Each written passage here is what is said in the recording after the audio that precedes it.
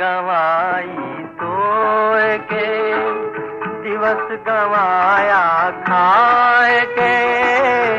हीरा जन्म अमोल था, कौड़ी बदले जाए। तूने रात गवाई सोए के।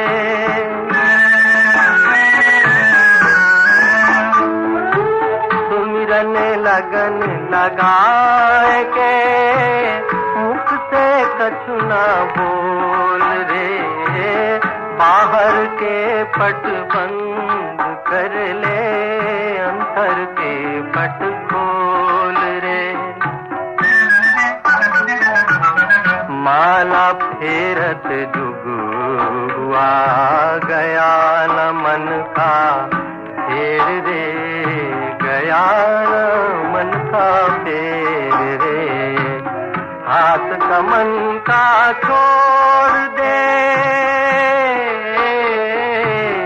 हाथ कमन का छोड़ दे। मन का मन का फेर। तूने रात गवाई सोए के, दिवस गवाया खाए के। हीरा जन्म अमोल था, कौड़ी बदले जाए। तूने रात गवाई सोए के।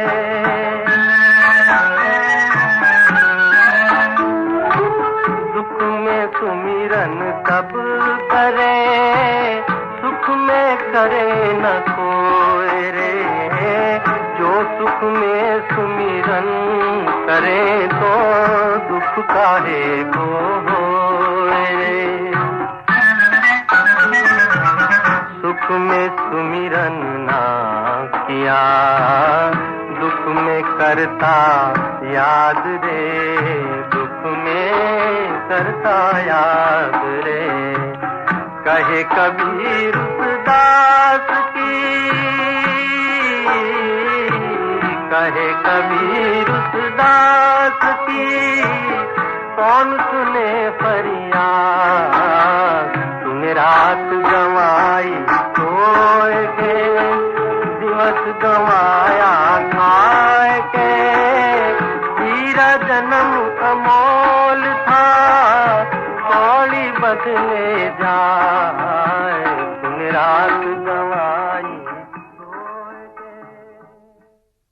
ओम शांति। 2/4/2025 प्रातः मुरली। ओम शांति।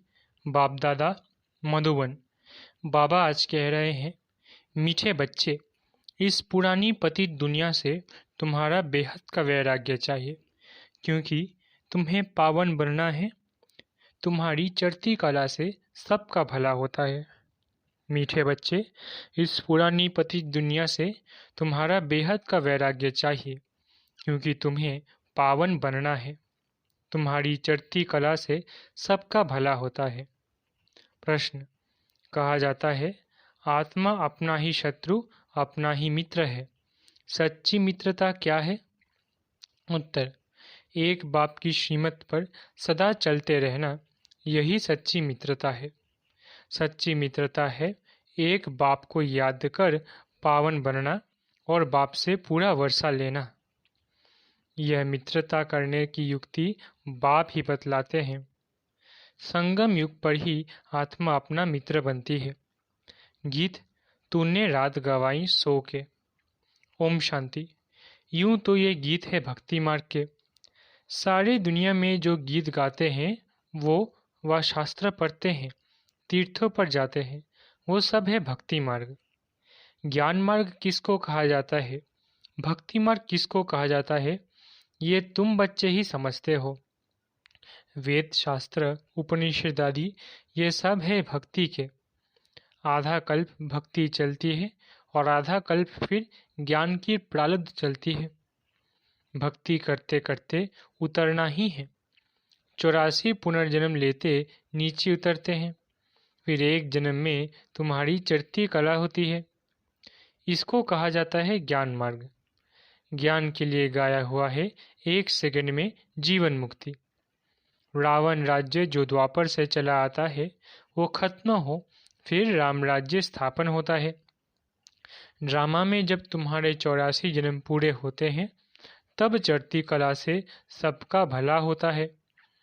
ये अक्षर कहाँ न कहाँ किसी शास्त्रों में है। चढ़ती कला सर्व का भला, सर्व की सद्गति करने वाला तो एक ही बाप है ना।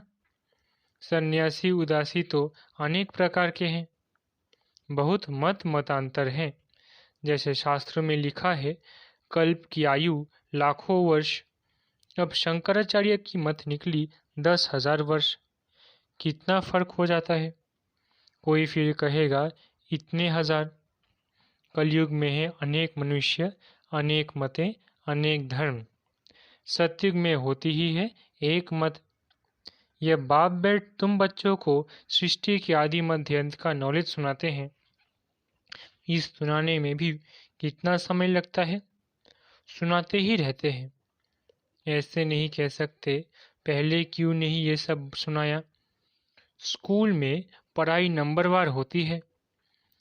छोटे बच्चों को ऑर्गन्स छोटे होते हैं तो उनको थोड़ा सिखलाते हैं। फिर जैसे जैसे ऑर्गन्स बड़े होते जाएंगे बुद्धि का ताला खुलता जाएगा, पढ़ाई धारण करते जाएंगे। छोटे बच्चों की बुद्धि में कुछ धारणा हो न सके, बड़ा होता है तो फिर बैरिस्टर, जज आदि बनते हैं। इसमें भी ऐसे है, कोई की बुद्धि में धारणा अच्छी होती है। बाप कहते हैं मैं आया हूँ पतित से पावन बनाने, तो अब पतित दुनिया से वैराग्य होना चाहिए। आत्मा पावन बने तो फिर पतित दुनिया में रह न सके। पतित दुनिया में आत्मा भी पतित है, मनुष्य भी पतित है। पावन दुनिया में मनुष्य भी पावन, पतित दुनिया में मनुष्य भी पतित रहते हैं। ये है ही रावण राज्य, यथा राजा रानी तथा प्रजा। ये सारा ज्ञान है बुद्धि से समझने का। इस समय सभी की बाप से है विपरीत बुद्धि। तुम बच्चे तो बाप को याद करते हो, अंदर में बाप के लिए प्यार है, आत्मा में बाप के लिए प्यार है, रिगार्ड है, क्योंकि बाप को जानते हैं। यहाँ तुम सम्मुख हो, शिव बाबा से सुन रहे हो। वो मनुष्य सृष्टि का बीज रूप ज्ञान का सागर, प्रेम का सागर, आनंद का सागर है। गीता ज्ञान दाता परम पिता त्रिमूर्ति शिव परमात्मा वाच। त्रिमूर्ति अक्षर जरूर डालना है, क्योंकि त्रिमूर्ति का तो गायन है ना। ब्रह्मा द्वारा स्थापना तो जरूर ब्रह्मा द्वारा ही ज्ञान सुनाएंगे। श्री कृष्ण तो ऐसे नहीं कहेंगे कि शिव भगवान वाच। प्रेरणा से कुछ होता नहीं, न उनमें शिव बाबा की प्रवेशता हो सकती है। शिव बाबा तो पराये देश में आते हैं, सतयुग तो श्री कृष्ण का देश है ना, तो दोनों की महिमा अलग अलग है। मुख्य बात ही यह है। सतयुग में गीता तो कोई पढ़ते नहीं, भक्ति मार्ग में तो जन्म जन्मांतर पढ़ते हैं, ज्ञान मार्ग में तो वह हो न सके। भक्ति मार्ग में ज्ञान की बातें होते नहीं। अभी रचता बाप ही रचना के वादी मध्य अंत का ज्ञान देते हैं। मनुष्य तो रचता हो न सके, मनुष्य कह न सके कि मैं रचता हूँ। बाप खुद कहते हैं मैं मनुष्य सृष्टि का बीज रूप हूँ, मैं ज्ञान का सागर, प्रेम का सागर, सर्व का सद्गति दाता हूँ। श्री कृष्ण की महिमा ही अलग है, तो यह पूरा कॉन्ट्रास्ट लिखना चाहिए।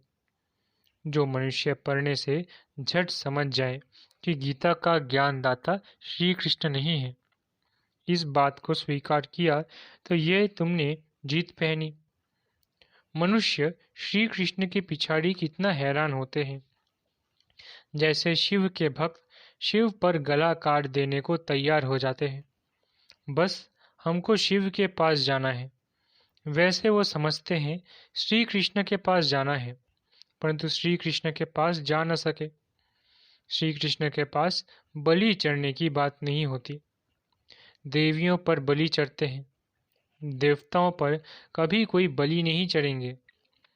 तुम देवियां हो ना, तुम शिव बाबा के बने हो तो शिव बाबा पर भी बलि चढ़ते हैं। शास्त्र में हिंसक बातें लिख दी है। तुम तो शिव बाबा के बच्चे बन हो, तन मन धन बलि चढ़ाते हो, और कोई बात नहीं, इसलिए शिव और देवियों पर बलि चढ़ाते हैं। अब गवर्नमेंट ने शिव काशी पर बलि चढ़ाना बंद कर दिया है। अभी वो तलवार ही नहीं है। भक्ति मार्ग में जो आपघात करते हैं, ये भी जैसे अपने साथ शत्रुता करने का उपाय है। मित्रता करने का एक ही उपाय है जो बाप बतलाते हैं। पावन बनकर बाप से पूरा वर्षा लो, एक बाप की श्रीमत पर चलते रहो, यही मित्रता है। कहते हैं जीवात्मा अपना ही शत्रु है, फिर बाप आकर ज्ञान देते हैं तो जीवात्मा अपना मित्र बनती है। आत्मा पवित्र बन बाप से वर्षा लेती है। संगम युग पर हर एक आत्मा को बाप आकर मित्र बनाते हैं। आत्मा अपना मित्र बनती है, श्रीमत मिलती है तो समझती है हम बाप की मत पर ही चलेंगे। अपनी मत पर आधा कल्प चले, अब श्रीमत पर सद्गति को पाना है। इसमें अपनी मत चल ना सके। बाप तो सिर्फ मत देते हैं। तुम देवता बनने आए हो ना, यहाँ अच्छे कर्म करेंगे तो दूसरे जन्म में भी अच्छा फल मिलेगा, अमर लोक में। ये तो है ही मृत्यु लोक। ये राज भी तुम बच्चे ही जानते हो, सो भी नंबरवार। कोई की बुद्धि में अच्छी रीति धारणा होती है, कोई धारणा नहीं कर सकते, तो इसमें टीचर क्या कर सकते हैं? टीचर से कृपा व आशीर्वाद मांगेंगे क्या? टीचर तो पढ़ाकर अपने घर चले जाते हैं। स्कूल में पहले पहले खुदा की बंदगी आकर करते हैं, हे खुदा हमको पास कराना, तो फिर हम भोग लगाएंगे। टीचर को कभी नहीं कहेंगे कि आशीर्वाद करो। इस समय परमात्मा हमारा बाप भी है तो टीचर भी है। बाप की आशीर्वाद तो अंडरस्टूड है ही। बाप बच्चे को चाहते हैं, बच्चा आए तो उसको धन दूँ, तो ये आशीर्वाद हुई ना। ये एक कायदा है। बच्चे को बाप से वर्षा मिलता है। अब तो तमोप्रधान ही होते जाते हैं। जैसा बाप वैसे बच्चे। दिन प्रतिदिन हर चीज तमोप्रधान होती जाती है, तत्व भी तमोप्रधान होते जाते हैं। ये है ही दुर्गधाम। 40,000 वर्ष अभी और आयु हो तो क्या हाल हो जाएगा। मनुष्य की बुद्धि बिल्कुल ही तमो प्रधान हो गई है। अभी तुम बच्चों की बुद्धि में बाप के साथ योग रखने से रोशनी आ गई है। बाप कहते हैं जितना याद में रहेंगे उतना लाइट बढ़ती जाएगी। याद से आत्मा पवित्र बनती है, लाइट बढ़ती जाती है। याद ही नहीं करेंगे तो लाइट मिलेगी नहीं। याद से लाइट वृद्धि को पाएगी। याद नहीं किया और कोई विकर्म कर लिया तो लाइट कम हो जाएगी। तुम पुरुषार्थ करते हो शत्रु प्रधान बनने का, ये बड़ी समझने की बातें हैं। याद से ही तुम्हारी आत्मा पवित्र होती जाएगी। तुम लिख भी सकते हो, यह रचयिता और रचना का ज्ञान श्री कृष्ण दे नहीं सकते, वो तो है प्रारब्ध। ये भी लिख देना चाहिए कि 84वें अंतिम जन्म में कृष्ण की आत्मा फिर से ज्ञान ले रही है, फिर फर्स्ट नंबर में जाते हैं। बाप ने ये भी समझाया है सत्युग में 9 लाख ही होंगे, फिर उनसे वृद्धि भी होगी ना। दास दासियाँ भी बहुत ही होंगे ना, जो पूरे 84 जन्म लेते हैं। 84 जन्म ही गिने जाते हैं। जो अच्छी रीति इम्तिहान पास करेंगे वो पहले पहले आएंगे। जितना देरी से जाएंगे तो मकान पुराना तो कहेंगे ना। नया मकान बनता है, फिर दिन प्रतिदिन आयु कम होती जाएगी। वहाँ तो सोने के महल बनते हैं, वो तो पुराने हो ना सके, वो तो पुराने हो ना सके। सोना तो सदैव चमकता ही होगा, फिर भी साफ जरूर करना पड़े। जेवर भी भल पक्के सोना के बनाओ तो भी आखिरी चमक तो कम होती है, फिर उनको पॉलिश चाहिए। तुम बच्चों को सदैव ये खुशी रहनी चाहिए कि हम नई दुनिया में जाते हैं। इस नरक में यह अंतिम जन्म है। इन आँखों से जो देखते हो जानते हैं ये पुरानी दुनिया पुराना शरीर है। अभी हमको सत्युग नई दुनिया में नया शरीर लेना है। 5 तत्व भी नए होते हैं। ऐसे विचार सागर मंथन चलना चाहिए। ये पढ़ाई है ना, अंत तक तुम्हारी ये पढ़ाई चलेगी। पढ़ाई बंद हुई तो विनाश हो जाएगा। तो अपने को स्टूडेंट समझ इस खुशी में रहना चाहिए ना। भगवान हमको पढ़ाते हैं, ये खुशी कोई कम थोड़ी ही है। परंतु साथ साथ माया भी उल्टा काम करा लेती है। 5-6 वर्ष पवित्र रहते फिर माया गिरा देती है। एक बार गिरे तो फिर वो अवस्था हो न सके। हम गिरे हैं तो वो घृणा आती है। अभी तुम बच्चों को सारी स्मृति रखनी है। इस जन्म में जो पाप किए हैं, हर एक आत्मा को अपनी जीवन का तो पता है ना। कोई मंद बुद्धि, कोई विशाल बुद्धि होते हैं। छोटेपन की हिस्ट्री याद तो रहती है ना। ये बाप भी छोटेपन की हिस्ट्री सुनाते हैं ना। बाबा को वो मकान आदि भी याद है, परंतु अभी तो वहाँ भी सब नए मकान बन गए होंगे। 6 वर्ष से लेकर अपनी जीवन कहानी याद रहती है। अगर भूल गया तो डल बुद्धि कहेंगे। बाप कहते हैं अपनी जीवन कहानी लिखो। लाइफ की बात है ना। मालूम पड़ता है लाइफ में कितने चमत्कार थे।